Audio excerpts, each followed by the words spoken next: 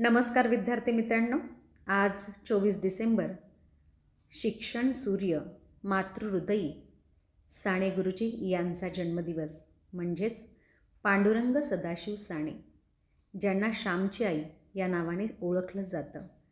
बघा, नाशिकच्या तुरुंगामध्ये 9 फेब्रुवारी 1933 रोजी साने गुरुजींनी आपल्या बालपणातील सगळे प्रसंग आपलं आत्मचरित्रात्मक लेखन केलं आणि या पुस्तकातून आईची शिकवण, नीतिमूल्य, आईच्या छोट्या छोट्या गोष्टीतून त्यांना कोणते कोणते धडे मिळाले, ते कसे घडले, याची छान शिकवण आणि सांगड श्यामच्या या पुस्तकाच्या माध्यमातून 1933 ते 2025पर्यंत मुलांच्या घरोघरी प्रत्येक जनमानसाच्या मनावर राज्य करत आहे.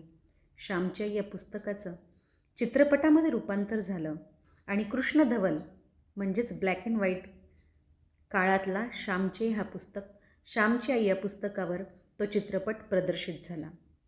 विद्यार्थी मित्रांनो, एक छोटासा प्रसंग श्यामच्या आई या पुस्तकातला.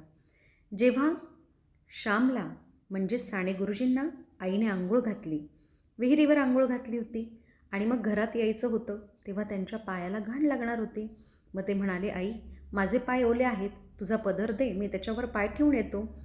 आई ठीक आहे म्हणाली. आईने घरात घेतलं आणि सांगितलं, श्याम बाळा, ज्याप्रमाणे पायाला घाण लागू नये म्हणून तू जपतोस, त्याप्रमाणे मनालाही घाण लागू नये असं तू जप.